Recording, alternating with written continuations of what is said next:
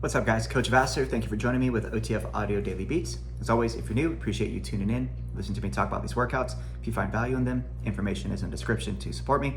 If you have any feedback, let me know what's on your mind. We're going to break down Wednesday, June 11th. This will also repeat on Friday, June 27th. This is an ESP style workout on the 2G and on the 3G.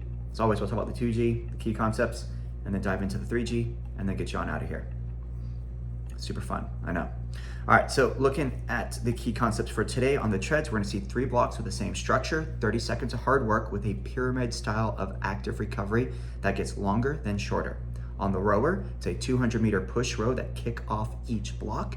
The stroke rate climbs each block, and your goal is to increase average watts. On the floor, 3 blocks, 3 different focus. Start with strength, muscular endurance, finish with power.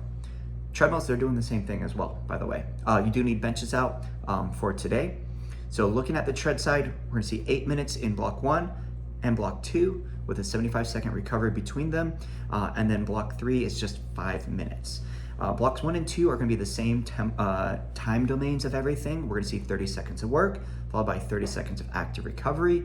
The active recovery will then go to 1 minute, 2 minutes, back down to 1 minute, back down to 30 seconds. Okay, and then on the third block, same idea. Still work is 30 seconds, walk recovery will be 45, and then 90 seconds, and then 45. So looking at block 1, we got some unique things going on here. At the very least, we're trying to hold base for 8 minutes as we alternate between a 4% base climb and then a flat road base that increases in duration, then decreases. The key here though is with the base climb every round, power walkers, could you maintain or increase the incline that you use for the climb? They're gonna start at a 6% incline, and then every round, can they maintain or increase it? The joggers and runners, could they increase their base speed on the hill, but then go back to their normal base on the other side, okay? For the bikes and striders, we're just gonna have them alternate between a push and flat base gear on those 2 different efforts. So we're not gonna change anything, they'll just do push base, okay? So power walkers, 6% or greater, joggers and runners, base speed at 4%, 30 seconds, then they drop the incline, back to flat road. The next round, power walkers, could they go maintain or go 0.5% or more higher? Joggers and runners, they're still at that 4% incline, but could they add 0.1 or more to what their speed was?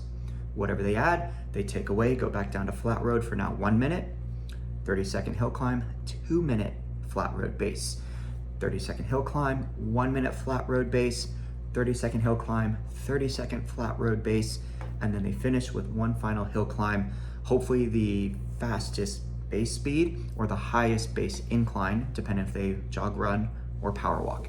At the end of that, they got 75 seconds to recover, okay? Based off of the, ups and downs here, most of the time they'll probably be in the green until the back half, and then they'll kind of dip into that orange, and they may stay there, they might come back down. They might not need that walk on the other side. They could probably feel like they could hold base and then go through it. Encourage them to take a moment to walk and then go back to their base. And then block 2, flat road push, flat road base. And we're looking to maintain or increase the intensity here. Power walkers, they're gonna start at an 8% incline, and they're gonna hit that every single time at a minimum. They could increase gear or the incline. They could also increase their walk speed, right? Joggers and runners, because it's a 30-second push, and then of course that recovery is at least equal to the work or longer.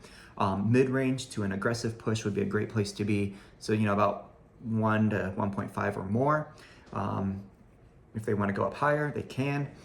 Just make sure that they could find the recovery on that base on the other side. Otherwise, the time domains are the same thing as block 1. Now block 3, 30-second all out, 45 walk recovery, 30 all out, 90 recovery, 30 all out, 45 recovery, and then a final 30-second all out. So only 4 all outs here. The first 2 will probably be pretty tough since there's only 45 seconds to recover. That third all out should feel pretty good if they take the full 90 seconds to walk, but then 45 seconds to recover and then match or improve. So that last one, if they do it right, it's gonna suck in a good way, okay? definitely looking for those peaks and valleys as always for that all-out walk recovery, and that's going to be the tread side. When we look at the weight floor side, we're going to see a buy-in 200-meter row for every block. If you have the floor space and setup, you could keep the members on the rowers when you set them up for this. So have them rack their handles, turn, draw their attention towards wherever you are. Explain for the row, it's going to be a 200-meter push row at a low stroke rate of 20 to 24 strokes per minute, okay? Pay attention to their average watts, so use their stored program. When they are done, if they hit sign out, they'll get that display line of what they last just did, and it'll say what their average watts were, okay? And then when they come back in block 2 and they log back in, it of course will be on the bottom if they have their heart rate monitors. If they don't and they're flying without the heart rate information, then definitely make sure they pay attention to like their wattage as it goes ups and downs and see where it kind of settles in on majority of time, okay? If anything, they should be able to finish around the same time or slightly quicker as the stroke rate goes up, okay? Now, as far as block 1, we're gonna see strength work with tempo. We're gonna do 10 reps of a sumo deadlift. The first 5, slow tempo, 3 counts down, pause, 1 count back up, and then 5 with a regular tempo. So treat this as 10 reps using a moderate weight, because that slow tempo is gonna make that moderate feel heavy, and which is gonna challenge them that much more on the next 5. So they'll do all 10 reps without stopping.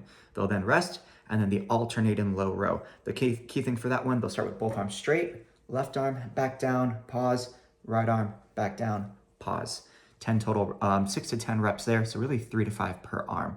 Opportunity to go heavy. If they have any lower back issues, maybe go to the strap and do a tempo strap low row to really help elicit time under tension.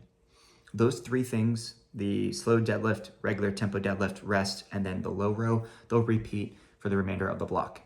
Block 2, the push row is now 24 to 28 strokes per minute, slightly higher stroke rate. Ideally, they keep the same amount of leg drive so their watts go higher and the average improves, which also means they should finish faster. Okay, how much faster, of course, depends on how much more power they generate. This next tempo couplet, a little bit higher on the rep count. We're looking at 16 total reps of a closed grip chest press from the bench, elbows in, 3 counts down, pause, 1 count back up for 8 reps, right into a regular tempo. So more of a light to moderate weight choice for this one. And then they'll rest, and then they're gonna have dumbbell alternating cross back lunge. So they'll step on one side, the dumbbells frame that front knee with 2 weights, they'll step up, then the other side. That one's gonna be anywhere from 6 to 8 per side for a total of 12 to 16 as they alternate. Okay, if that cross back lunge is not going to happen today, they could do lateral step up, so that way they're still getting the lateral glute work that they would see in that cross back lunge. Otherwise, they could do reverse lunges if that small step to the side kind of twists the knee and doesn't feel that great. The third block is a power block. The row is still a push row, but it's using a almost all-out stroke rate, so 28 to 32 strokes per minute. Can they still keep the same amount of leg drive as before? Definitely finishing at the fastest one of the day. And then they're only doing 1 exercise for the rest of the block because it's only a 5-minute block, neutral grip thruster. So if they did Tuesday's benchmark, they saw the clean to neutral grip thruster. We're just dropping the clean, just do the thruster. So full squat and explode up. 4 to 8 reps. So obviously moderate to heavy weight. If they start to slow down on the ascent up, that's probably their time to stop there and then rest. And then when they feel recovered, they go again. And that's the 2G. For the 3G, we're gonna see 3 blocks on the treads, 2 blocks on the rower, and 2 blocks on the weight floor. For the tread side, all 3 blocks are 4 minutes apiece with a 75-second recovery in between. On the block 1, as we work on strength, we'll see 30 seconds of a base climb at 5%, so slightly higher than the 2G. And then the recovery is the same thing as before. So they'll see a 30 seconds, then it'll increase to a minute, but then it goes back down to 30, and they finish with that last hill climb. So we are removing a couple rounds of work from this one. Block 2 is going to be the endurance as they alternate between push and base. Same goal of trying to maintain or increase push intensity. And then block 3, 4 minutes here. Just like the 2G, except for now the walk recovery is 30 seconds, then a minute, and then 30 seconds. So they are losing 15 seconds per walk recovery compared to the 2G. On the rowers, we're gonna see a 200-meter push row at 20 to 24 strokes per minute.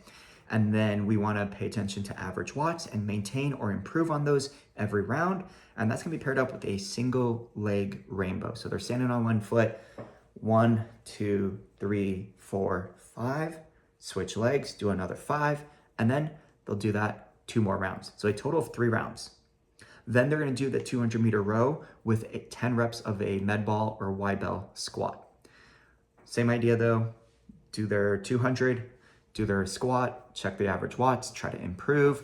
Once they've completed 6 total rounds of everything, then they'll just row until they move to block 2. Block 2 is timed up with the treadmills, and they're trying to maintain or increase the all-out intensity. Because it's a 30-second all-out, followed by a 30-second recovery row, you could have them do a new interval and then hit that all out, keep moving, but at a very low intensity. And every time on that all out, how high can they get their watts and keep it there? How quickly can they get to that point and keep it there, okay? On the weight floor, we're gonna combine blocks 1 and 2. So we're gonna see the tempo deadlift and then the alternating low row. Then they go to the next part with the closed grip chest press, with the cross back lunge. The rep counts are the same as you saw in the 2G. So for the deadlift, they'll have 5 at slow, 5 regular, 6 to 10 reps of that low row, 8 slow chest press, 8 regular tempo chest press, and then 12 to 16 cross back lunge. And then that second block for the weight floor, it's the same thing as the 2G. So work and rest of the neutral grip thruster, 4 to 8 reps, recover, and that's also their finisher. Wednesday, there you go. June 11th, once again, it will also repeat on Friday, June 24th, I believe. Can't remember already. Anyways, any feedback, let me know. Otherwise, coach it down.